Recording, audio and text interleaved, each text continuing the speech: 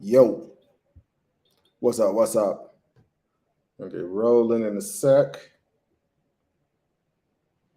A little bit of a different title on this one, right? So I will break down this step by step deal that somebody did that made 25 million in 20 days. Really more for the um, lesson, man. The lesson. I mean, this you could do this exact same thing, but I think in general, it's an overall lesson, and it's one that Suge Knight, man, he understood. He understood it very, very early on, and I think a lot of folks missed that. Say hello as you pop in. Be sure to like the video. Got Speedy Car.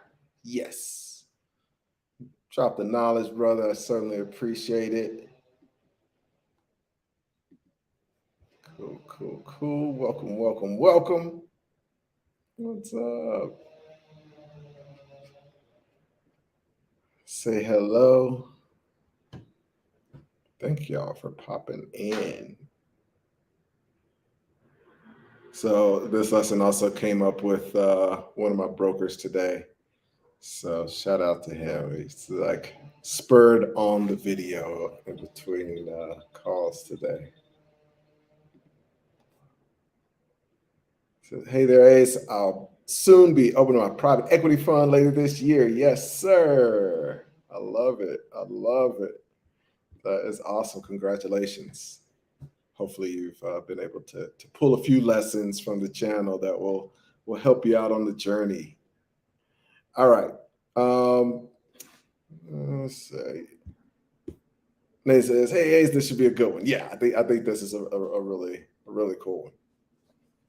So there was a deal that was being talked about with Brad Lee. So Brad Lee, you can go to his channel. It's his most recent interview, and I love the deal because it reminds me of Suge Knight, where he was talking about Puff Daddy and got him. It was at the Source Awards, and he gets on the mic. He's like, "Listen, any of you artists out there, you want to come to a label, not have an executive producer, all up in the video, all on the record, always dancing." It's just like obvious shots to P. Diddy. And that was one of the things. Like Suge really did, as much as crazy this as he did a lot of work behind the scenes. And I think we're living in a time now where everybody's really focused. One of the toughest things is like, we're putting together private equity funds, or even like with my brokers. I feel, we just talked about the couple guys that just got the first deal of the year done, $65,000 commission. And I think from the outside was like, yeah, but are you famous though? If you ain't famous, I don't care how much money you making, you not famous. And so I do believe, and a lot of people talk about the influencer gold rush. It's just like this, influencer. But there's a lot of gold rushes that are happening at the same time. And I think the most important thing is so funny. Like everybody's going for that gold rush. And the greatest lesson from the gold rush were the people that are still today making money were the people that built companies to sell the things that the people needed for the gold rush. So literally Levi jeans, one of the biggest brands on earth, was a result of trying to design a pants that was just good for the people that were out there searching for gold. So the trying to find the picks and axles is kind of the way that people say it, is the picks and axles around what other people are trying to do is always a bigger market. And I think it's one of the toughest things of like having anybody, especially for a deal maker, because deal maker in general, like you don't need to be in front. I've talked about that before. Like I've had cases where people come, like I'm trying to negotiate a deal, and they're literally like, well, no, like I know you're online and you're doing all these videos, and like there's some trick in this. Like I remember this one guy closed the deal, and he's like, I know you're getting me. I just want you to know that I know that there's something in here that I'm missing. And I just want you to know that I know that you're getting me, but I'm okay with it. And it's like, dude, like, I'm really not. Like, you should have your attorney review the paperwork again if you feel that way. And so literally it can put you at a disadvantage sometimes where people just feel like, no, you know, some kind of ninja tactic. And so, like, being somebody, if you've done 100 deals and you have that experience and you've literally never talked to anyone about it, and you just go in and negotiate that deal, and you know, when somebody searches your name on there, you know, they find like LinkedIn profile just doesn't have anything like that. That kind of thing can be to your advantage. And then there are advantages like raising capital and that kind of thing. But I think in general, people have forgotten that the main purpose and the main goal doesn't have to be, as Suge said, being all in front of the camera, you know, dancing. So, but this deal really reminded me of it. And then I was talking to my brokers, we're talking about like ads and that kind of thing. I think today everybody is like, okay, face front. Like, I want my face on the billboard, I want my face on the video, and da. So, you know, one of the things that exists with real estate is the fact that if you are about to convert a apartment building and sell it as condominiums, and this will, I'll tell you this story about this specific deal, but you have to understand this first. But you know, so with apartment buildings in Florida, you know, which a lot of people were doing this a little while back, is converting the apartment buildings into condominiums. You have to give the people in the apartment first right of refusal.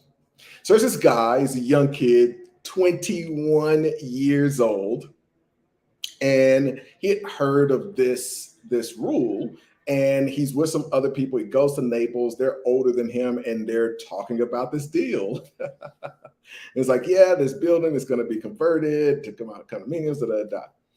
He sends a letter to all of the residents and basically says, hey, I'll give you $1,000 if you want to get out of your lease. I'll give you $1,000. They're going to convert these condominiums, and he was upfront. He didn't try to trick them. It's like, they're going to convert these condominiums. You have a first right of refusal. If you don't want to buy it, which most of the time people in the apartment building, like, they just give that up because they don't want it. They want to rent. If you don't want it, I'll give you $1,000 for your rights. So he gets a bunch of the rights in the building. And basically the owner of the building's like, yo, like, how did you know? Like, you know, this was ridiculous. We're going to come after you. And there were a bunch of threats. And then, you know, they just say, hey, well, how much would it cost just to buy these back? And they said 20,000 a piece, worked out to $5 million over all the ones that he had gotten the rights to. And basically it was over a 20-day period, $5 million in 20 days. I think it's important, and this is the importance of that story is like, okay, yeah, if you're in one of those states, maybe it is good to be aware of that.